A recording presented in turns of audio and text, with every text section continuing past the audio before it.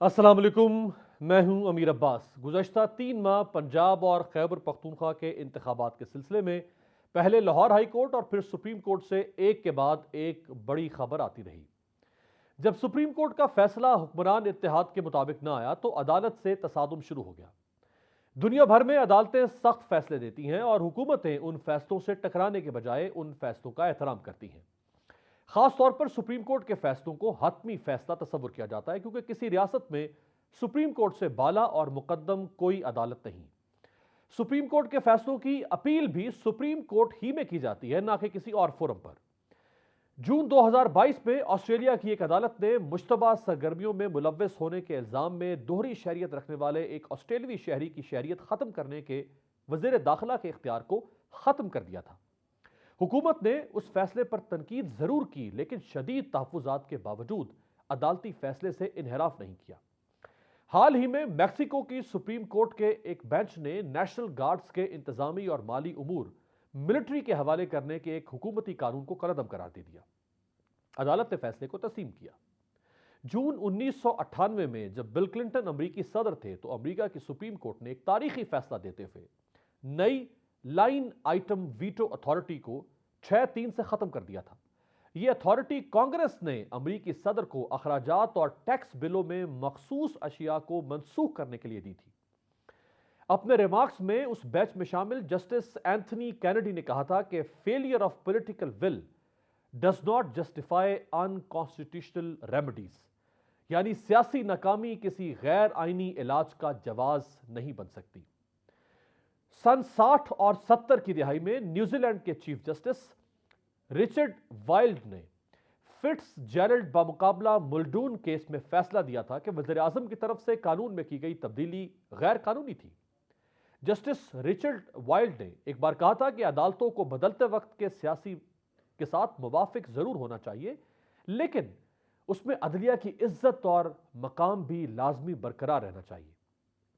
मार्च 2023 में कनाडा के सूबे ओंटारियो में हुकूमत ने इलेक्शन मुहिम की एडवर्टाइजिंग के हवाले से कानून में एक तरमीम की थी, लेकिन सूबे की आला अदालत ने उस तरमीम को कलअदम करार दे दिया था। अमेरिका के 27वें सदर विलियम हॉवर्ड टैफ्ट ने एक बार कहा था कि सदूर आते जाते रहते हैं, लेकिन सुप्रीम कोर्ट ने हमेशा रहना है। हमारे पड़ोसी मुल्क भारत की बात करें तो वहां मशहूर जमाना मिनर्वा मिल्स केस में सुप्रीम कोर्ट ने कहा था कि पार्लियामेंट की तरफ से बनाया गया हर कानून आइन के नजरियात और मकासद की रोशनी में सुप्रीम कोर्ट की तशरीह से मशरूत है, और अगर वो उससे आगे या उससे ज्यादा हो तो उसे कलअदम करार दे दिया जा सकता है। बरतानिया की हाई कोर्ट के लॉर्ड जस्टिस कैरन वैथ ने सन 2003 में हीथ्रो एयरपोर्ट के तीसरे टर्मिनल की तामीर के केस में हुकूमत के खिलाफ फैसला दिया था। अमेरिकी सुप्रीम कोर्ट की वेबसाइट के मुताबिक सुप्रीम कोर्ट पार्लियामेंट की गई किसी भी ऐसी कानून साजी को कलअदम करार दे सकती है जो आइन से मुतसादिम हो। जब अमेरिकी सुप्रीम कोर्ट किसी आईनी मामले में फैसला दे दे तो उस फैसले को हतमी समझा जाता है। सुप्रीम कोर्ट के फैसले को सिर्फ और सिर्फ दो सूरतों में तब्दील किया जा सकता है। पहला रास्ता या जरिया आईनी तरमीम का है, लेकिन उसका इस्तेमाल इंतहाई कम किया जाता है, जिसके लिए रेयरली यूज्ड के अल्फाज इस्तेमाल होते हैं, ना कि सुप्रीम कोर्ट को जेर करने या जाती मुफादात के लिए तवातुर से इस रास्ते या तरीके का इस्तेमाल किया जाए। और दूसरा तरीका सुप्रीम कोर्ट के अपने किसी नए फैसले की सूरत में हो सकता है। न्यूयॉर्क की अदालत के एक जज एरविन रॉबर्ट ने कहा था कि सुप्रीम कोर्ट का वाहिद हथियार अवामी एतमाद और सोसाइटी की मजमूई उम्मीद है। दुनिया की बेशुमार ऐसी मिसालें मौजूद हैं जहां सुप्रीम कोर्ट की अफजलियत, उसकी बर्तरी, उसके तकद्दुस और उसके मुकद्दम होने के बारे में बहुत कुछ कहा गया और कहा जा सकता है। लेकिन गुज़श्ता 3 माह में पाकिस्तान में जो कुछ हुआ वो आपके सामने। ये सूरत हाल कहाँ ख़त्म होगी और कैसे ख़त्म होगी, इस पर बात करने के लिए हमारे साथ दो शख्सियात मौजूद हैं। पाकिस्तान के मारूफ सीनियर सहाफ़ी और तज्ज़िया निगार आमिर ज़िया साहब हमें ज्वाइन कर रहे हैं, आपका बहुत शुक्रिया। आरिफ अनीस मलिक साहब मुसन्निफ़ हैं, मोटिवेशनल स्पीकर हैं, कॉलम नवीस हैं, पॉलिटिकल एनालिस्ट हैं, हमें ज्वाइन कर रहे हैं बरतानिया से। आरिफ साहब आपका भी बहुत शुक्रिया। आमिर ज़िया साहब, 3 महीने की लगभग कहानी आपके सामने है। जहाँ से शुरू हुई वो भी आप जानते हैं, जिस तरह इसमें रुकावट डाली गई सिर्फ इंतखाबात को रोकने के लिए वो भी आपके सामने है। کیا یہ ہم نے کوئی اچھی روش قائم کی ہے؟ اگر آج ہم 3 مہینے کے بعد ایک نقطے پر پہنچ کے اور ہم دیکھ رہے ہیں کہ معاملہ کس طرح سپریم کورٹ میں اب آخری مراحل میں ہے، تو ہم نے کیا مثال قائم کی ہے پاکستان میں؟ دیکھیں امیر، آپ نے بے شمار مثالیں دی، کئی مثالیں دی دنیا بھر سے، اور یہ مثالیں ان ممالک کی تھیں جہاں پر آئین کی، قانون کی حکمرانی ہے۔ اس میں ایسے ممالک بھی ہیں کہ جہاں پر آپ کہیں گے وہ نیوکلیر طاقت بھی نہیں ہے، ان کے پاس مطلب ہے کتنی بقول شخصے کے جو ہم لوگ پرائڈ لیتے ہیں پاکستان کے، پتہ نہیں کہتے ہیں ابو اور ویٹ ہم پنچ کرتے ہیں، وہ اس طرح کے ممالک بھی نہیں ہیں۔ لیکن وہاں پر ایک چیز ہے کہ آئین اور قانون کو مانتے ہیں، سپریم کورٹ کے فیصلوں پہ عمل کیا جاتا ہے۔ ہمارے ملک کی بدقسمتی یہ جو میرے خیال میں بہت کم، یہ ہماری ویسے بڑی چیکٹ کہتے ہیں تاریخ ہے پاکستان کی، تو اس میں ایک نئے سیاہ باب کا اضافہ کر دیا گیا ہے۔ اور ابھی جو کچھ صورتحال ہو رہی ہے امیر، آپ مجھ سے بہتر جانتے ہیں امیر بات صاحب، کہ اس میں مجھے نہیں لگتا کہ جو ہمیں آئین کہتا ہے کہ کہتے ہیں نا کہ 90 روز میں انتخابات ہونے چاہیے، ناٹ لیٹر دین 90 days، اس چیز پہ عمل نہیں مجھے ہوتا ہوا نظر آ رہا۔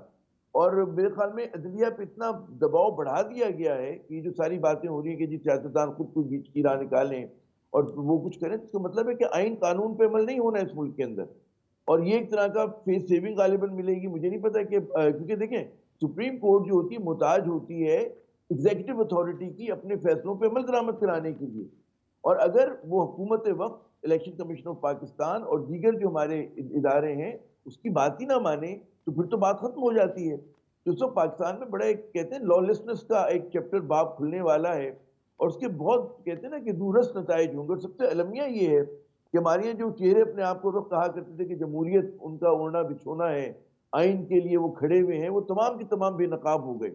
اس میں آپ دیکھیں آج بلاول بھٹو زرداری صاحب کی پریس کانفرنس میں جس طرح سے وہ کہہ رہے تھے کہ جی ہمیں 3-2 کا فیصلہ جو ہے عدالت کا منظور نہیں ہے، اور بندوق کنپٹی پہ بندوق رکھ کے جو ہے کوئی آپ ہمیں مطالبہ منظور نہیں کرا سکتے، تو کیا بات ہے؟ یہ اوپن ڈیفائنس ہے، پوری طرح سے آپ انکار کر رہے ہیں۔ تو میں سمجھتا ہوں کہ اس وقت پاکستان کے لیے بڑا سخت دور ہے، اور کس طرح سپریم کورٹ اپنے آپ کو ایسرٹ کرتی ہے، کس طرح سے 90 روز میں انتخابات کراتی ہے، اب ہر چیز جو ہے وہ شک و شبے میں ہے، اور غیر یقینی صورتحال ہے جو بڑھتی جا رہی ہے، اس میں کمی نہیں آ رہی ہے۔ جی امیر صاحب۔ رائٹ، عارف صاحب، اگر میں غلط نہیں ہوں تو گزشتہ 5 سال میں برطانیہ میں 6 کے قریب وزیر اعظم سامنے آئے ہیں اور 2 دفعہ انتخابات ہو چکے ہیں۔ آ، یہ کس روش کی طرف ہم جا رہے ہیں پاکستان کو لے کر کے انتخابات سے فرار اختیار کر رہے ہیں؟ آئین میں دی گئی ایک واضح مدت ہے، اس مدت سے فرار اختیار کر رہے ہیں، اس کے لیے جواز گھڑ رہے ہیں، اس کے لیے بہانے تلاش کیے جا رہے ہیں۔ کبھی کابینہ کو استعمال کیا گیا، کبھی قائمہ کمیٹی کو استعمال کیا گیا، کبھی پارلیمنٹ کو استعمال کیا گیا۔ جی امیر بھائی صاحب، یہ آپ نے جب اگزامپل دیا یونائٹڈ اسٹیٹس کا، باقی کچھ جگہوں کا، تو وہاں پہ 2019 میں بڑا مشہور ایک ڈیسیجن ہے۔ ویسے تو چونکہ برطانوی جو پارلیمنٹ ہے وہ تمام تر پارلیمانوں کی ماں کہہ رہتا ہے، تو ان تمام تر کئی سو سال کے اندر کوئی ایسا ڈیسیجن نہیں ہے کہ سپریم کورٹ اور پارلیمنٹ کے درمیان میں کچھ اسٹینڈ آف ہوا ہو۔ لیکن 2019 میں ایک بڑا مشہور ڈیسیجن تھا، جب آپ کے علم میں ہے کہ بریگزٹ ہوا اور پھر تقریباً 3 پرائم منسٹر اوپر تلے یہاں سے رخصت ہوئے، تو جو پرائم منسٹر تھے بورس جانسن، انہوں نے پروروگنگ کے حوالے سے ایک رولنگ دی تھی، جو کہ پھر چیلنج ہوئی اور سپریم کورٹ نے اس کو ریورس کیا۔ یہ بڑی ایک غیر معمولی مثال تھی، جس میں سپریم کورٹ نے اس بنیاد پر انہوں نے کوئن سے درخواست کی تھی کہ آپ پارلیمنٹ کو سسپینڈ کر دیں 5 ویکس کے لیے، اور to get at least something done in the meantime, تو وہ پھر ریورس ہو گئی تھی برٹش سپریم کورٹ سے۔ اور جو آپ کی بات ہے، آئی تھنک جو بار بار کہی جاتی ہے کہ جس طرح قرآن وہ رسی ہے جس کو ہم سب نے تھامنا ہے، جس نے ہم سب کو اکٹھا کیا ہوا ہے، تو آئین ہی وہ رسی ہے جس نے پاکستان کو، پاکستان کی جغرافیائی اکائیوں کو تمام تر اختلافات کے باوجود اکٹھا کیا ہوا ہے۔ اور آئین جس بارے میں بالکل واضح ہے، کسی قسم کی اس میں کوئی کنفیوژن نہیں ہے، اس بات سے بچنے کے لیے تمام تر حربے اختیار کیے جا رہے ہیں، جو کہ میرے خیال میں دنیا بھر کی پارلیمنٹری جو تاریخ ہے اس میں ایک نئی مثال ہے۔ اسی حوالے سے ریسنٹلی میں دیکھتا رہا ہوں، اسپین میں اٹیکس ہوئے، سملرلی 9/11 ہوا، جدید دنیا کی تاریخ میں جتنے بھی بڑے واقعات ہوئے، even World War I World War II ہوئی، اس کے اندر بھی جو ڈیموکریسیز ہیں اس میں لوکل نوعیت کے الیکشن تو تھوڑے بہت ڈسٹرب ہوئے، لیکن کبھی بھی جو نیشنل الیکشن تھے ان کو پوسٹ پون نہیں کیا گیا۔ تو ہم ایک بڑی غیر معمولی مثال قائم کر رہے ہیں جس کے پیچھے صرف اور صرف जो ذاتی اغراض و مقاصد اور سیلفشنس ہے وہ کار فرما نظر آ رہی ہے. لیکن عارف اس کے صاحب یہ علاوہ جیسا فرما رہے ہیں کہ اس میں کوئی شک نہیں، بظاہر نظر آ رہا ہے، اس کے بہت سارے امپیریکل ایویڈنس موجود ہے کہ صرف ایک جماعت کو سائڈ پہ کرنے کے لیے اور ذاتی مفاد کے لیے سارا کچھ کیا گیا، لیکن اس ذاتی مفاد کے کام میں ریاست کے تمام آرگنز کمپلائنس کرنے پہ کھڑے ہو جائیں ذاتی خواہش کی تکمیل کے لیے، اور ریاست کے تمام آرگنز آئین کے خلاف کھڑے ہو جائیں، حتیٰ کہ سپریم کورٹ سے بھی مزاحمت پر اتر آئیں، اس کی مثال کہیں ہمیں ماضی قریب میں ملتی نہیں پاکستان میں. عارف صاحب جی، یہ مثال نہ صرف پاکستان بلکہ شاید دنیا کے کسی بھی اور ملک میں جو جمہوری یا نیم جمہوری کسی نظام کی، ہمیں پتہ ہے کہ بادشاہتوں میں یا سلطنتوں میں یا شیخ ڈمز میں یہ بات ڈفرینٹ ہو سکتی ہے، لیکن کہیں کسی بھی ملک میں ہمیں معلوم ہے کہ لیٹن امریکز میں، اور پھر وہ جب بنانا ریپبلکس کی بات کیا کرتے تھے لوگ، بنانا ریپبلک اس لیے کہا کرتے تھے ان کو کہ اس کے پیچھے اسی طرح کی چیزیں ہوتی تھیں اور آئین کو لپیٹ کر الماری میں رکھ دیتے تھے. لیکن اب تو لگتا یہ ہے کہ ہم لوگ خود ایسی ہی ایک بنانا ریپبلک کی مثال بن چکے ہیں، اور یہ ایگزیکٹو، اور آپ نے بالکل ٹھیک کہا کہ ریاستی مشینری خاص طور پر ان تمام تر چیزوں کے جو کہ اینٹی کانسٹیٹیوشنل ہیں، اینٹائی کانسٹیٹیوشنل ہیں، اس کو پروٹیکٹ کرنے کے لیے یا اس کی پشت پہ کھڑی ہو گئی ہیں، جو کہ اس سے بڑا ایک المیہ ہے.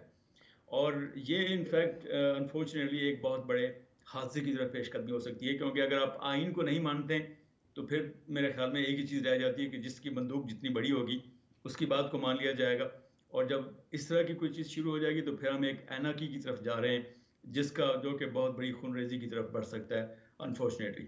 عامر ہمیں صاحب اس چیز کو اسی جگہ پہ روکنا ہے. عامر صاحب یہی سوال آپ کی طرف کہ مانا کہ حکومت وقت یا اس میں شامل اتحادی جماعتیں انتخابات نہیں چاہتی، ان کی ایک لمحے کے لیے فرض کر لیتے ہیں کہ خواہش ہے کہ وہ انتخابات نہیں چاہتی، الیکشن کمیشن بھی کہتا ہے کہ ہاں انتخابات نہیں ہونے چاہیے، نہ چیف الیکشن کمشنر سٹینڈ لے رہا ہے، نہ سیکٹری الیکشن کمیشن سٹینڈ لے رہا ہے، کابینہ کہتی ہے ہاں الیکشن نہیں ہونے دیں گے، وزارت خزانہ جس میں جو یعنی سیکٹری خزانہ جس کو امپارشل ہونا چاہیے وہ سٹینڈ نہیں لے رہا ہے، سیکیورٹی والے کہہ رہے ہیں کہ نہیں الیکشن نہیں ہونا چاہیے، نگران حکومت کہہ رہی ہے کہ اس کے محتاج جو پولیس ہے وہ کہتی ہے ہمارے پاس فورس تھی.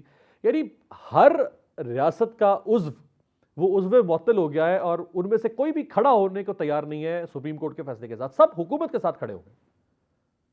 بات یہ کہ بڑا یہ اس چیز کی نشاندہی کرتی ہے کہ انحطاط کے شکار ہیں ہم، بحیثیت ملک ایک انحطاط کے شکار ہیں، ہمارے ادارے انحطاط کے شکار ہیں، ہمارے یہاں کوئی آئین کوئی قانون کسی چیز کی حیثیت نہیں ہے جس کے پاس، جیسے بھی ہمارے دوست کہتے ہیں کہ بندوق جتنی بڑی ہوگی، جس کے بعد جتنا بڑا ڈنڈا ہو اسی کے پاس طاقت ہوگی.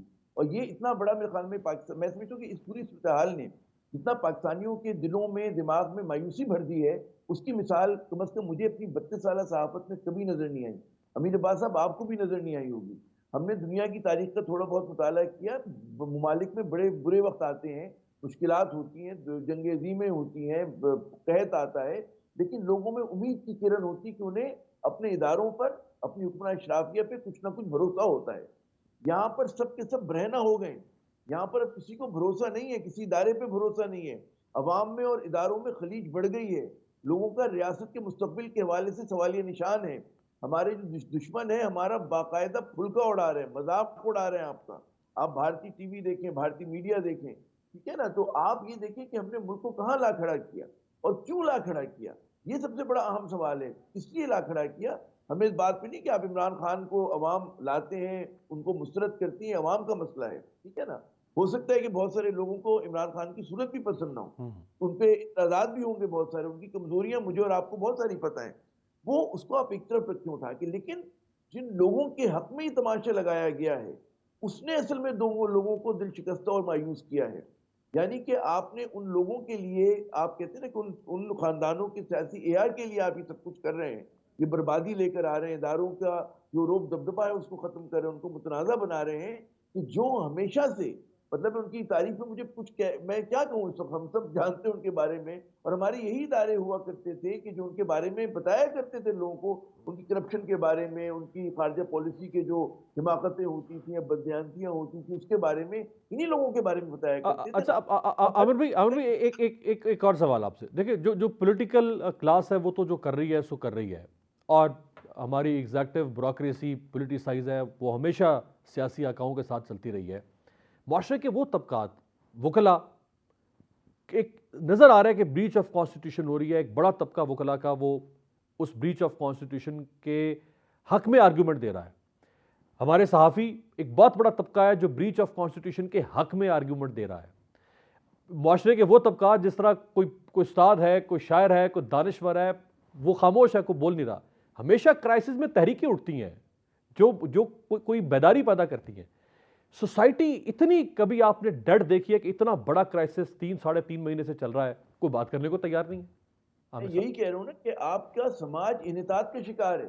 یہاں پر انٹلیکچولی ڈس آنیسٹی ہے. ہم لوگ بے ایمان ہو گئے. ہمارے جو سو کالڈ شاعر ہیں، ادیب ہیں، ہمارے دانشور ہیں، ان کے منہ پہ پتہ نہیں کس چیز کا وہ ٹیپ لگ گیا ہے. کوئی حبیب جالب نہیں ہے، کوئی فیض نہیں ہے، کوئی احمد فراز نہیں ہے کہ جو ان لوگوں کو آئینہ دکھا رہا ہو. اس کی وجہ یہ ہے کہ کوئی این جی او سے وابستہ ہو گیا ہے، کسی کے سیاسی جماعت سے مطلب ہے کہ اس کے براہ راست مفادات ہیں، کہیں پہ کوئی پریس کلب چندہ لے رہا ہوتا ہے، کسی کو چندہ دیا جا رہا ہوتا ہے. تو بہت سارے ایک میں سمجھتا ہوں اخلاقی گراوٹ کا شکار ہو گئے ہم لوگ. اور وہ جو ایک ہوا کرتا تھا ایک فاقہ مستی میں جو صحافیوں، دیکھیں صحافت کبھی بھی امیروں کا پروفیشن نہیں ہوا کرتا تھا، لوور مڈل کلاس کا ہوا کرتا تھا. اب وہ جب سے ہم لوگ کوآپریٹ ہو گئے اور ہمارے پاس مطلب ہے کچھ اور مسئلے مسائل ہمارے درست ہونا شروع ہوئے، تو وہاں پر ہماری صحافت کو اور ہمارے جو ہم گوئی کو اور جو ایک کھڑا ہونے کی طاقت ہوتی ہے وہ کمپرومائز ہو گئی بہت سارے لوگوں کی بحثیت مجموعی. میں یہ نہیں کہہ رہا کہ سب کی ہو گئی، بہت سارے ہمارے دوست جیل میں بھی جا رہے ہیں، ان پہ تشدد بھی ہو رہا ہے، سب کچھ ہو رہا ہے. اسی طرح وکلا میں بہت سارے جو پرانے نام اعتزاز احسن جم کے کھڑے ہیں، ان کے ساتھی کئی لوگوں کی میں نے تقاریر سنی بھی جو وکلا کا کنونشن ہوا تھا، بڑا متاثر کن تھا. لیکن ایک جو آپ کلیکٹو نظر آتا ہے نا کہ طلبہ کھڑے ہو رہے ہیں، مزدور کھڑے ہو رہے ہیں، ہمارے مطلب ہے کہ جو آپ کہہ رہے ہیں کہ پروفیشنل تنظیمیں وہ کھڑی ہو رہی ہیں. اس کی وجہ یہ کہ ہم لوگ انٹلیکچولی بینکرپٹ ہو گئے، ڈس آنیسٹ ہو گئے. ہمارے یہاں مطلب ہے وہ آرٹس کونسل ہو، جو بھی فنون لطیفہ کی چیزیں ہر جگہ پہ تو ظاہر ہے کہ چندے وندے پہ تو چل رہی ہوتی ہیں وہ. اور تو ظاہر ہے کہ جب مفادات آ جاتے ہیں تو پھر لوگ نہیں بات کرتے.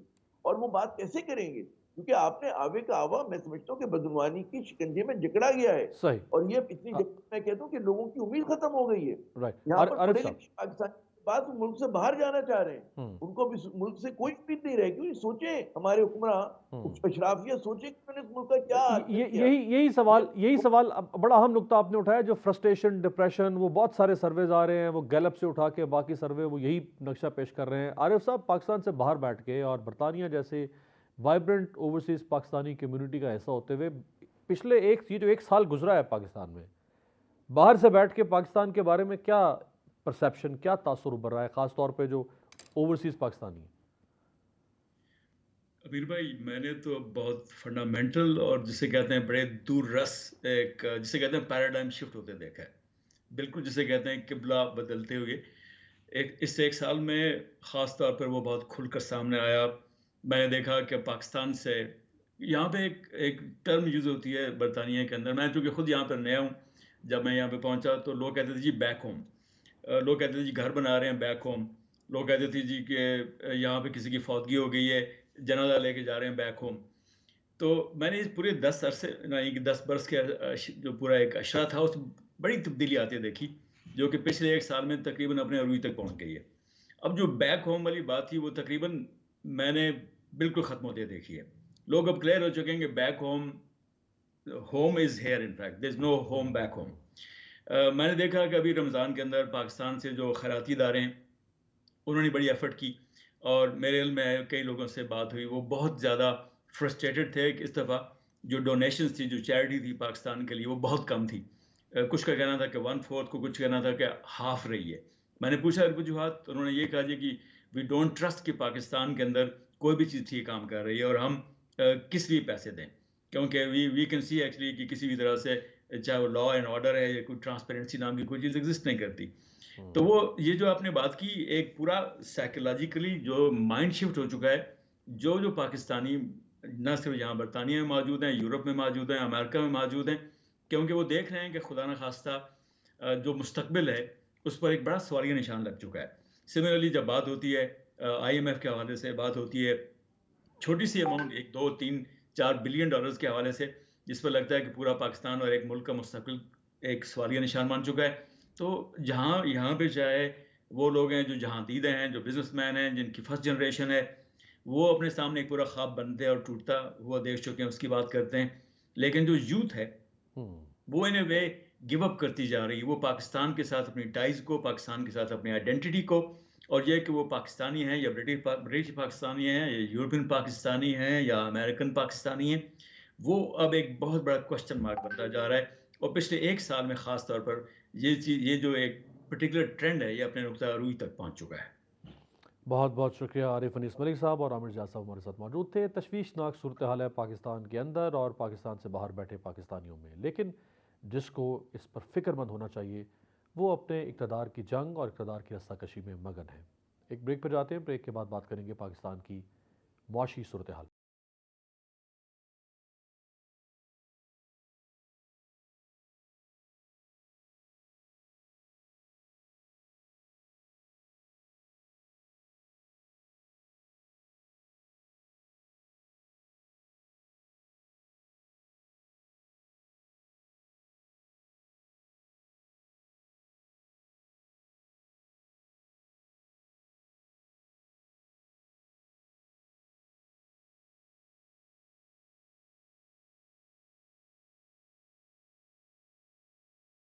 بریک کے بعد خوش آمدید۔ پاکستان کی معاشی تاریخ میں مہنگائی اور بد انتظامی کی تاریخ تو بہت پرانی ہے، لیکن ایسے حالات کبھی نہیں ہوئے تھے کہ وسائل سے مالا مال پنجاب مفت آٹے کے حصول کے لیے جہاں غریب لوگ اپنی جانیں گنوانے لگے۔ حالات اس حد تک کبھی خراب نہیں ہوئے تھے کہ غریبوں کے چولہے ٹھنڈے ہو جائیں اور 2 وقت کی روٹی کا حصول بھی ناممکن ہو جائے۔ ایسا کبھی نہیں ہوا تھا کہ ملک کی منافع بخش صنعتوں پر اس حد تک تالے لگ جائیں۔ ایسے حالات بھی شاید کبھی نہیں ہوئے تھے کہ معیشت کی نبض بالکل ہی ڈوب جائے اور ملک ڈیفالٹ کے دہانے پر کھڑا ہو کئی مہینوں سے۔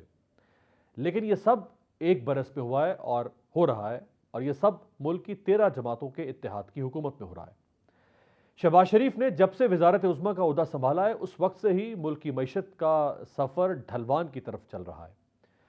اب حالات یہ ہیں کہ ڈالر 300 روپے کی حد کو چھو چکا ہے اور پیٹرول فی لیٹر 282 روپے سے بھی بڑھ چکا ہے۔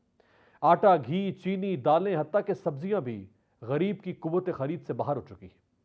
دوسری جانب حکومت نے پیٹرولیم مصنوعات پر ٹیکسوں کی بھرمار کو کمائی کا ذریعہ بنا رکھا ہے۔ اس وقت پیٹرول کی اصل قیمت 216 روپے 74 پیسے ہے، مگر عوام کو 282 روپے فی لیٹر میں مل رہا ہے۔ پی ڈی ایم کے ایک سالہ دور میں جو مہنگائی کا قہر عوام پر ڈھایا گیا، اس نے پاکستان کی تاریخ کا 65 سالہ ریکارڈ توڑ دیا ہے۔ بنیادی اشیاء ضروریہ کی قیمتوں میں 47% سے زائد اضافے نے غریبوں کے منہ سے نوالا تک چھین لیا ہے۔ گیلپ کے ایک حالیہ تازہ سروے کے مطابق 91% پاکستانیوں نے روزمرہ اشیاء کی قیمتوں میں اضافے کے باعث ماہانہ بجٹ میں گزارے کو مشکل ترین کہہ دیا ہے۔ اسی طرح ایک دوسرے سروے میں انکشاف ہوا ہے کہ 86% افراد نے مہنگائی کی وجہ سے نئی گاڑی، موبائل فون اور دیگر قیمتی اشیاء خریدنے کا ارادہ ترک کر دیا ہے۔ اس وقت ملک کا مجموعی بیرونی قرضہ 136 ارب ڈالرز ہو چکا ہے۔ صرف چین کا پاکستان کے ذمہ قرض 30 ارب ڈالر، جبکہ بین الاقوامی مالیاتی فنڈ کا پاکستان پر قرضہ 7 ارب 80 کروڑ ڈالر ہے۔ صنعتوں کا یہ حال ہے کہ ادارہ شماریات کے مطابق ٹیکسٹائل کی برآمدات مارچ میں سالانہ بنیادوں پر 22.61% کم ریکارڈ کی گئیں۔ غیر ملکی برانڈز کے 3 یونٹس، جبکہ ملک کے تقریباً تمام 30 موبائل فون اسمبلی یونٹس بند ہو چکے ہیں۔ 20,000 ملازمین اپنی ملازمتوں سے محروم ہو رہے ہیں۔ رواں سال جنوری میں یہ افسوسناک رپورٹ بھی سامنے آئی تھی کہ پاکستان کی ٹیکسٹائل کی برآمدات میں کمی کے باعث تقریباً 70 لاکھ ورکرز کو نوکریوں سے نکال دیا گیا۔ گزشتہ ایک سال سے صنعتی شعبہ مسلسل تنزلی کا شکار ہے اور چھوٹے بڑے صنعتی یونٹس پر تالے لگ چکے ہیں، جس سے ملک میں بے روزگاری اور غربت میں اضافہ ہو رہا ہے۔ رواں سال جنوری میں ملک کے بڑے درجے کی صنعتوں کے 19 شعبوں کی پیداوار میں کمی ہوئی ہے۔ یہ تشویشناک صورتحال، لیکن حکومت کو فکر ہے تو صرف اور صرف اپنے اقتدار کی۔ میرے ساتھ 2 معتبر شخصیات موجود ہیں جن سے پاکستان کی معیشت کے اوپر بات کرتے ہیں۔ پاکستان کے سابق چیئرمین FBR ماہر معیشت شبر زیدی صاحب ہمیں جوائن کریں۔ شبر زیدی صاحب آپ کا بہت شکریہ۔ ڈاکٹر عابد قیوم سلیری صاحب ماہر معیشت اور اکنامک ایڈوائزری کاؤنسل اور نیشنل ایڈوائزری کاؤنسل کے بھی رکن رہ چکے ہیں، آپ کا بھی بہت شکریہ۔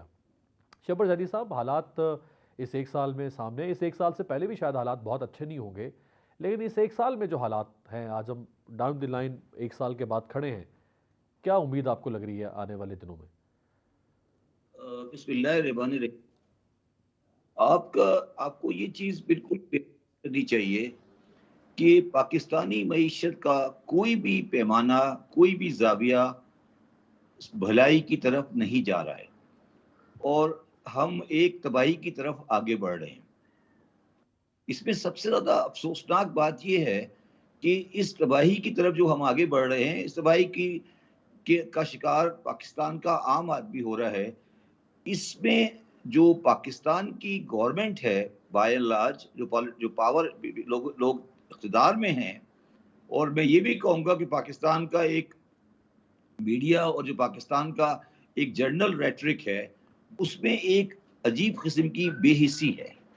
وہ ایک ریئلٹی جو کہ سب کے سامنے ہے اس کو ایکسیپٹ نہیں کر رہے۔ وہ صرف اس بات پہ سارا زور لگاتے ہیں کہ جی ہم نے اپنی قرضوں کی قسط ادا کر دی یا نہیں کی، مگر میں یہ کہنا چاہتا ہوں کہ پاکستان کی معیشت کے جو آج خدوخال ہیں، اس سے بدترین خدوخال کسی معیشت کے نہیں ہو سکتے۔ میرا مقصد ہے، میں یہ نہیں کمپیئر کر رہا کہ پاکستان ملک جس کی معیشت میں یہ پوزیشن ہو، جس کا ڈسکاؤنٹ ریٹ 21% ہو، جس میں لیبر کی پرائز جو امپلائمنٹ کانٹریکٹ ہو رہی ہو، جس کے اندر کرنٹ فسکل ڈیفیسٹ اس لیول پہ پہنچ چکا ہو، جس میں پیٹرول کا جو پرائس ہے وہ مینیجیبل نہیں ہو عام آدمی کی ٹیک ہوم پے سے، اور جو گریجولی ایک اکنامی کا سائز گروتھ کا کم ہوتا جا رہا ہو، اور جس میں آبادی پہ کوئی کنٹرول نہیں ہو، تو سوائے تباہی کے اس کے آگے کچھ نہیں ہے۔ مگر سوال یہ ہے کہ بحیثیت قوم کے اور بحیثیت گورنمنٹ کے، اور even I will include opposition party کے، کیا ہمیں اس چیز کا اندازہ ہے جو ہمارے آگے ہے؟ اور میں یہ بات بڑے عرصے سے کہہ رہا ہوں کہ پاکستانی لوگ، جب میں یہ بات کہتا تھا تقریباً 2 سال پہلے، 1.5 سال پہلے، تو لوگ میرے پہ ہنستے تھے کہ یہ کیا بات کر رہے ہیں۔ میں نے اس وقت بھی کہا تھا کہ پاکستان ایک تباہی کے دہانے پہ کھڑا ہے۔ اب اس تباہی کی شکل کیا ہوگی، ہم اس پہ بحث کر رہے ہیں کہ ڈیفالٹ ہوگا نہیں ہوگا، ہم لون پے کریں گے، اور ہم وہ بدقسمت ملک جاتا ہے پیسے تو ہم خوشیاں مناتے ہیں کہ ہمیں قرض مل گیا۔ ہم وہ بدقسمت ملک ہیں۔ صحیح 12 مہینے سے ہے کہ مجھے ایک قدم بتا دیں، کوئی ایک اسٹیپ بتائیں جو انہوں نے کیا ہو پاکستان کی معیشت کو بہتر کرنے کے لیے یا عوام کو ساتھ لے کے چلے ہو۔ میں نے فار ایگزامپل میں نے بہت پہلے ایک بات کی تھی کہ آپ بجلی کی کھپت میں کمی کریں، تو انہوں نے بازار بند نہیں کرائے۔ آپ دیکھ لیں پاکستان میں رمضان ابھی گزرے ہیں، ساری رات بازار کھلے ہیں، انہوں نے ابھی اعلان عید آئے کیا گی، تھا، دعویٰ کیا تھا، لیکن کمپرومائز ہو گئے، کروا نہیں سکے۔ سوال یہ ہے جی، تو سوال یہ ہے کہ یہ کیا ہو رہا ہے؟ تو یہ ہے کہ یا تو یہ ان کو سمجھ ہی نہیں ہے کہ کیا ہو رہا ہے، یا یہ ہے کہ یہ اس کو ایکسیپٹ کر کے بیٹھے ہیں کہ یہ عام آدمی کے لیے تباہی لائیں گے۔ اس میں میں اپنی بات ختم کرتے ہوئے یہ کہتا ہوں کہ ابھی ریسنٹلی ایک امریکن اسکالر نے بڑی انٹرسٹنگ بات کی ہے۔ اس نے یہ کہا ہے کہ جو ترقی پذیر ملکوں کے حکمران اور سیاستدان ہیں، ان کے انٹرسٹ میں ہے کہ ان کا ملک خراب رہے، اور وہ یہ کہتا ہے کہ اس نے یہ بات لبنان کے ریفرنس سے کہی، اور اس نے یہ کہا کہ یہ تو ان کے انٹرسٹ میں ہے، یہ جائیں گے واشنگٹن میں 5 اسٹار ہوٹل میں ٹھہریں گے، آئی ایم سے مذاکرات کریں گے، واپس آئیں گے، پھر پاکستان کو ایک دفعہ بیچیں گے، پھر واپس آئیں گے، مرسیڈیز گاڑی میں اتریں گے اور چلے جائیں گے۔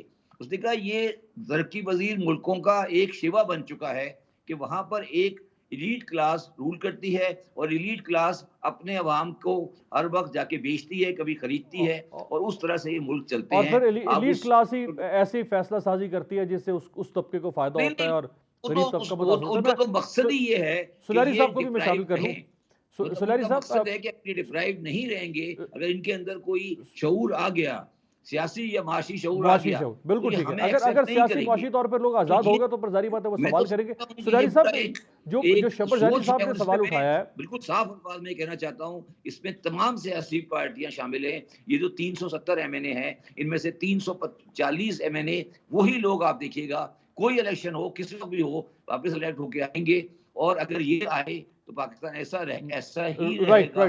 سلیری صاحب جو شبر جانی صاحب فرما رہے ہیں کہ کوئی ایک کام اس حکومت نے 1 سال میں ایسا نہیں کیا جس کو بنیاد بنا کر کہا جا سکے یا جس کے اوپر رائے قائم کی جا سکے کہ ہاں یہ ایسا کام ہے جس کے بعد اب اگلے 4-6 مہینے میں، سال میں، 5 سال میں پاکستان کسی ڈگر پر چلے گا۔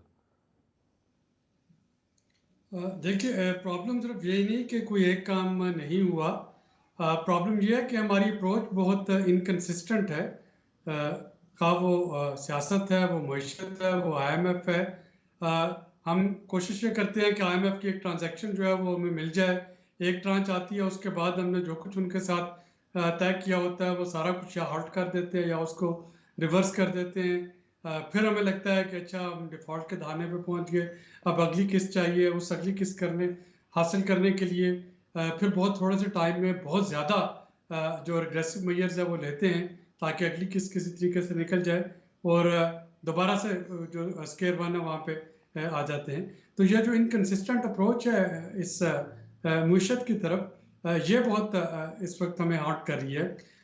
दूसरी जो बड़ी चीज़ है वो ये है कि इस एक साल में जो एक अदम एतमाद हुआ वो सिर्फ एक पॉलिटिकल पार्टी या एक हुकूमत के खिलाफ ही नहीं हुआ, बल्कि अगर आप देखें तो उसके बाद एक सीरीज चली उस नो कॉन्फिडेंस की। फॉर एग्जांपल PTI ने नो कॉन्फिडेंस किया पार्लियामेंट पे और PTI पार्लियामेंट से बाहर बैठ गई इस्तीफे देके, जबकि अगर वो सिस्टम का हिस्सा रहते तो शायद वो ज़्यादा बेहतर परफॉर्म कर सकते थे बतौर अपोजिशन भी, और अगर नंबर गेम मिल जाती तो हो सकता था कि हुकूमत में आ जाते। उसके बाद जब बारी आई हुकूमत की तरफ तो हुकूमत ने एक नो कॉन्फिडेंस का इजहार किया आइनी अदारों पे भी और अवाम पे भी कि इलेक्शन में नहीं जाना और इलेक्शन के बगैर चीज़ें जो है वो करनी है। और एक और जो अदम एतमाद इस वक्त इस सारे लैक ऑफ ट्रस्ट की वजह से पैदा हो रहा है वो हुआ है इंटरनेशनल कम्युनिटी और हुकूमत पाकिस्तान के दरमियान। तो वो जिनेवा प्लेजेस जो थी जनवरी में जिनकी बात हुई थी $10 अरब की, उनमें से मुश्किल $1 अरब भी पाकिस्तान को नहीं मिला। इसी तरह से बाकी दोस्त ममालिक के साथ आपके मामला हो या इंटरनेशनल कम्युनिटी के साथ डीलिंग हो, तो बड़ा क्लियर एक लैक ऑफ ट्रस्ट जो है वो नज़र आ रहा है। तो मुझे जो प्रॉब्लम लग रहा है वो ये नहीं कि डॉलर डेफिसिट है या वो रुपी डेफिसिट है, मुझे ये प्रॉब्लम लग रहा है कि ट्रस्ट डेफिसिट है। और ये ट्रस्ट डेफिसिट अदारा जाती ट्रस्ट डेफिसिट भी है और ये ट्रस्ट डेफिसिट जो है अवाम और हुकूमत में भी है, और ये ट्रस्ट डेफिसिट बैन अल-अक़वामी बरादरी और हुकूमत पाकिस्तान वहाँ पे भी बड़ा क्लियर नज़र आ रहा है, और हमें उस ट्रस्ट डेफिसिट को ख़त्म करने के लिए आगे चलना होगा। राइट, एक ब्रेक शामिल करते हैं आपकी इजाज़त से। ब्रेक से वापसी पे ये सवाल उठाएंगे कि हुकूमत एक ही तकिया कर रही है एक ही पत्ते पर, और वो ये है कि IMF किसी तरह पाकिस्तान को प्लान मंजूर कर दे और पाकिस्तान को किस्त जारी कर दे। क्या सिर्फ IMF के ऊपर तकिया करने से पाकिस्तान बहरान से निकल सकता है?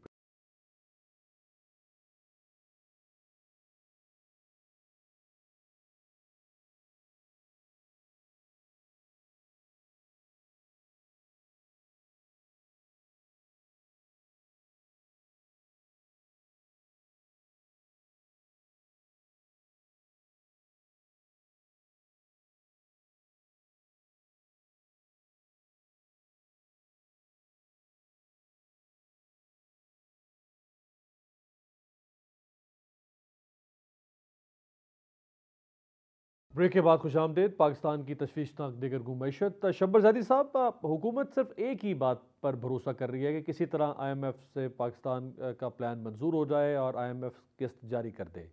अगर IMF ये कर भी दे, और हो सकता है वो कल कर दे, अगर फर्ज कर लेते हैं वो कल कर देती है और IMF की तरफ से पाकिस्तान को $1 अरब या $1.25 अरब की किस्त मिल जाती है, तो ये जो $300 पर डॉलर पहुंच चुका है, क्या ये 200 पे आ जाएगा? जो ₹282 फी लीटर पेट्रोल है, क्या ये 200 पौने ₹200 पे आ जाएगा? क्या जो महंगाई SPI और CPI जो 30 और 40 की उस पे रेशो में जा चुके हैं, क्या ये वापस सिंगल डिजिट पे आ जाएंगे या 11-12% पर आ जाएंगे? क्या फ़र्क पड़ेगा इससे सर? देखिए मेरी बात सुने, थोड़ा सा ना हम IMF के मैटर को सही तरह समझ नहीं पा रहे। देखिए जो हमारी फॉरेन करेंसी की पोजीशन है, जब हमारे पास डॉलर्स नहीं है अपने लोन को रीपे करने के लिए और हमारी फाइनेंशियल पोजीशन आगे वायबल नहीं है, तो गवर्नमेंट ने आई ऑप्शन नहीं अडॉप्ट किया है। ये ओनली ऑप्शन है। आप मेरी इस बात को बार बार मैं पाकिस्तानियों को समझाता हूँ, ये कोई ऑप्शन नहीं है। ये दुनिया के माशरे में, आज के दुनियावी माशरे में ये वाहिद तरीका है कि आपको एक सर्टिफिकेट चाहिए होता है किसी इदारे का कि चलिए जी इनके साथ हम लॉन्ग टर्म रिलेशन रख रहे हैं, आप इनको खर्च दे दें, تو ہم آگے اس کی وائبلٹی کا سرٹیفکیٹ دے رہے ہیں. تو آپ یہ سمجھیں کہ IMF کا جو اگریمنٹ ہوتا ہے وہ کسی کنٹری کے لیے فائنینشیل انفلو سے زیادہ اس کی ویلیو یہ ہوتی ہے کہ وہ ایک انٹرنیشنل کمیونٹی کے اندر آپ کی وائبلٹی کو جسٹیفائی کر رہا ہوتا ہے. پرابلم یہ ہے اس وقت جو پاکستان کے سامنے آ رہی ہے کہ ہماری جو عادت ہے وہ بن گئی ہے بھیک مانگنے کی. ہم قرض نہیں مانگ رہے ہیں, ہم ٹیکنیکلی لوگوں سے بھیک مانگ رہے ہیں. بھیک مانگنے کا مطلب یہ ہے کیونکہ ہمیں یہ پتا ہے کہ ہم یہ قرض ادا نہیں کر سکیں گے. یہ بالکل مجھے سامنے نظر آ رہا ہے کہ یہ ہم قرض ادا نہیں کر سکیں گے. دیکھیں لوگ دنیا کو بھیک بھی دے دیتے ہیں مگر کبھی کسی چور کو کوئی بھیک نہیں دیتا. آپ غریب کو بھیک دے دیتے ہیں کیونکہ غریب ہے, اس کو لوگ بھیک دے دیتے ہیں. امیر باہر لوگ غریب کو بھیک دیتے رہے, دنیا میں یہی ہوتا رہا ہے. مگر جو چور ہوتا ہے اس کو کوئی بھیک نہیں دیتا. اگر آپ باہر والوں کی ریٹرک کو غور سے سنیں تو وہ یہ کہہ رہے ہیں کہ آپ کے ہاں امیر طبقہ, ایلیٹ طبقہ, آپ کے حکمران, آپ کی اسمبلیاں, آپ کے جنرل, آپ کے ججز, آپ کا جو ایلیٹ ہے وہ ان کا لائف سٹائل دیکھیں, آپ اپنی حرکتیں دیکھیں, اور آپ کے ہاں ایک چوری چکاری کا ماحول بنا ہوا ہے. تو ہم آپ کو بھیک کیوں دیں؟ کیونکہ ہماری جو بھیک ہے وہ آپ کے عام غریب آدمی کو نہیں پہنچ رہی ہے.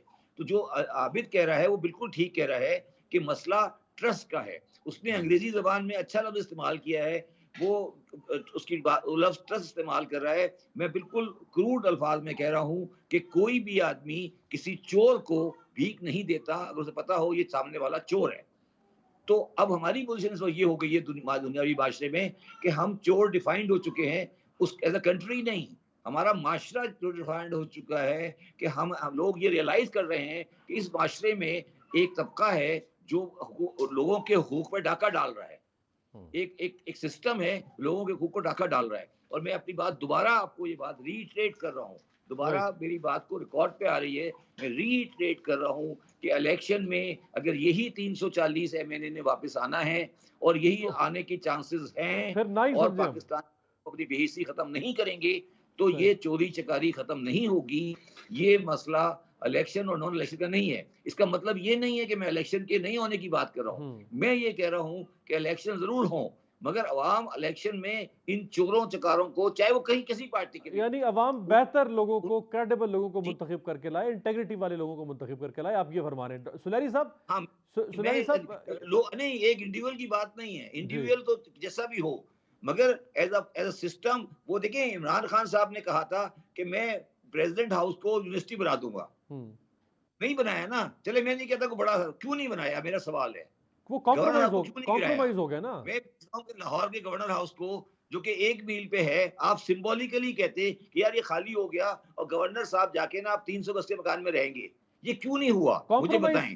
کمپرومائز کر گئے نا سلاری صاحب, کمپرومائز کر گئے. کمپرومائز کیا ہوتا ہے یار, کیا کمپرومائز کر گئے, کیا کمپرومائز کر گئے یار مجھے بتاؤ. ڈاؤننگ اسٹریٹ کتنا بڑا گھر ہے, کمپرومائز نہیں ہے, یہ ذہنیت ہے, یہ ذہنیت ہے. جب پاور میں آپ آتے ہیں تو آپ کے بیوروکریٹ, آپ کی پارٹیاں, آپ کے طریقے وہ آپ کو اس جگہ پھنسا دیتے ہیں کہ آپ نہیں کرتے. صحیح. لیکن بات سمجھے, آپ لوگ اس بات کو سمجھ نہیں رہے ہیں.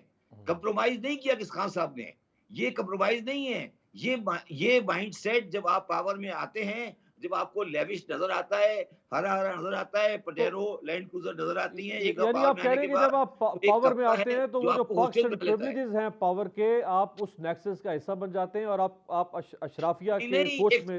جو آپ کو ہوسٹیج بناتا ہے وہ آپ کو ہوسٹیج بناتا ہے, وہ عوام سے دور کرتا ہے آپ کو, وہ سیکورٹی کے نام پہ دور کرتا ہے, وہ کبھی کسی نام پہ دور کرتا ہے, وہ عوام سے دور کر دیتا ہے آپ کو. مجھے ایک بات بتائیے, عمران خان جب 3 سال پرائم منسٹر رہے, یا شہباز شریف صاحب پرائم منسٹر ہیں, یا اس سے پہلے نواز شریف صاحب پرائم منسٹر تھے, کبھی انہوں نے کوئی رات کراچی میں گزاری ہے؟ ان سے پوچھیں, کبھی کراچی آ کے رات میں رہتے ہیں؟ صحیح ہے, بالکل صحیح ہے سلاری صاحب. پاکستان کا تو فائنینشیل کیپٹل ہے, یہاں یہ کتنے دن رہے ہیں؟ کبھی نہیں رہے, بالکل صحیح. سلاری صاحب کیا مطلب, یہ کالونی ہے ان کی کیا؟ صحیح ہے سلاری صاحب. سلاری صاحب یہ فرمائے گا کہ جو بھی حکومت آتی ہے وہ IMF کے پیسوں کے اوپر انحصار کرتی ہے. IMF آپ کو پیسے دیتے بھی رہے اگر, تو جب تک آپ اپنی ویلتھ جنریٹ نہیں کریں گے, جب تک آپ پاکستان کے جو انڈیجنس وسائل ہیں ان کے اوپر کام نہیں کریں گے, آپ کا ایگریکلچر ہے, آپ کا لائف سٹاک ہے, آپ کا ہیومن ڈیولپمنٹ ہے, آپ کے نیشنل ریسورسز ہیں، اس کے اوپر تو کوئی کام ہی نہیں کرتا 5 سال حکومتوں میں آنے کے بعد. صرف آئی ایم ایف سے پیسے لیے، ادھر کے پیسے ادھر پھینک دیے، ادھر کے پیسے ادھر پھینک دیے. دیکھیے امیر، میرا خیال ہے کہ اس وقت ہم جس کراس روڈ پہ کھڑے ہیں، یہ ٹرننگ پوائنٹ بھی پاکستان کے لیے بن سکتا ہے اگر بنانا چاہے تو. بنیادی طور پہ پچھلی کئی دہائیوں سے پاکستان میں ایزی فلو آف ڈالر جو تھا وہ آ رہا تھا. جاپان جنگ سے وہ شروع ہوا تھا، سیٹو سینٹو میں بھی ہمیں ڈالر ملتے رہے، اس کے بعد سوویت یونین کی جنگ میں ڈالر ملتے رہے، پھر وار آن ٹیرر پہ ڈالر ملتے رہے.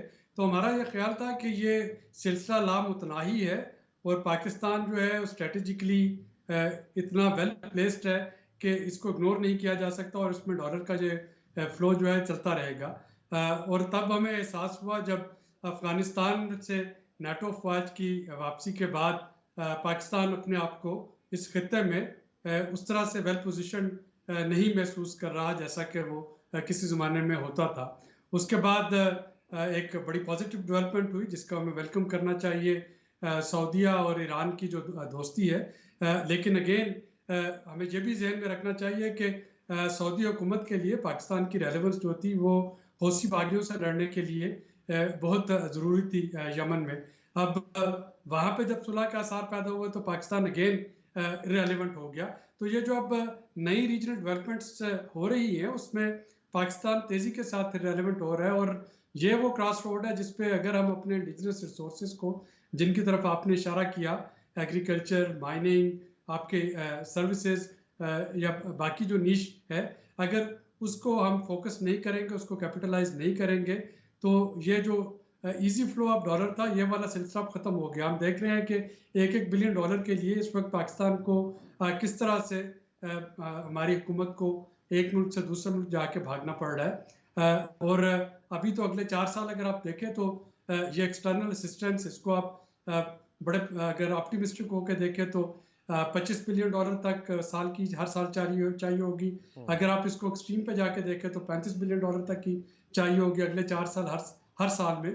تو یہ اب وہ سلسلہ آپ کو نہیں ہوگا کہ فنانشل رول اوور ملتے رہے اور انشورنسز ملتی رہیں جب تک کہ ہم اپنا ہاؤس ان آرڈر نہیں لے کے آئیں گے. اور اس ہاؤس ان آرڈر لانے کے لیے سب سے پہلی جو چیز ہے وہ ملک میں سیاسی استحکام ہے، وہ ملک میں پالیسی کنسسٹنسی ہے، اور وہ ایک آپ کے پاس جو شیڈو سے تجاویز ہے وہ آنا بڑا ضروری ہے. کوئی بھی پارٹی اس وقت اپوزیشن میں ہے، لیکن اگر میں کہتا ہوں کہ الیکشن ہو جاتے ہیں اور پی ٹی آئی واپس آ جاتی ہے، اور اگر پی ٹی آئی اس وقت آپ کو ایک روڈ میپ نہیں دے سکتی کہ وہ کیسے صورتحال سے نکلے گی، تو اس کا مطلب یہ ہوا کہ صرف نام چینج ہوگا، پی ڈی ایم کی جگہ پی ٹی آئی آ جائے گی، یا اگر پی ڈی ایم بھی برقرار رہتی ہے، پی ٹی آئی نہیں آتی یا کوئی اور الائنس آ جاتا ہے، تو جب تک سیاسی جماعتیں جو ہیں وہ ایک بہت کلیئر روڈ میپ نہیں دیتی کہ وہ ایگریکلچر میں شرح نمو بڑھانے کے لیے کیا کریں گی، وہ سروسز سیکٹر میں کس چیز پہ فوکس کر رہی ہوں گی، وہ کس طریقے سے ڈیٹ سسٹینیبلٹی لے کے آئیں گی، تب تک شاید یہ جو ہمارا ایک وشیس سائیکل ہے یہ اسی طرح سے چلتا رہے گا. اور یہ بہت اچھی علامت نہیں ہے اس طرح سے چلنا. یہ جو لمبو میں ہے ہم، یہ یا ایک جو غیر یقینی کیفیت ہے، اس میں تو آپ کے جو وائٹ اکانومی ہے وہ بھی ڈالرائز ہوتی چلی جا رہی ہے. لوگ اپنے ٹیکس پیڈ منی سے ڈالر خرید کے وہ اس وقت لاکرز میں جمع کر رہے ہیں تاکہ کل کی جو غیر یقینی صورتحال ہے اس کا ان کو سامنا جو ہے وہ کر سکے. تو ظاہر ہے کہ ایسے میں معاشرے نہیں پنپ سکتے، یا ایسے میں معیشت نہیں پنپ سکتی. ہمیں تھوڑا سا اس پہ اس پوائنٹ پہ ٹھنڈے دل سے سوچنا ہوگا کہ اس کو ہم کیسے ایک ٹرننگ پوائنٹ بنائیں. جی بہت بہت شکریہ ڈاکٹر عابد قیوم سلیری، اور شبر زیدی صاحب ہمارے ساتھ موجود تھے. شبر زیدی صاحب کا کہنا ہے کہ پاکستان کا تاثر چوروں کا تاثر بن چکا ہوا ہے، اور چوروں کو کوئی بھیک تو دے سکتا ہے لیکن چوروں کو کوئی سرمایہ کاری کے لیے یا مدد کے لیے اس طرح پیسے نہیں دے سکتا. اور عابد قیوم سلیری صاحب کا کہنا ہے کہ پاکستان کو اپنے ہاؤس کو ان آرڈر کرنا پڑے گا. آپ سے ملاقات ہوگی کل، دیکھتے رہیے گا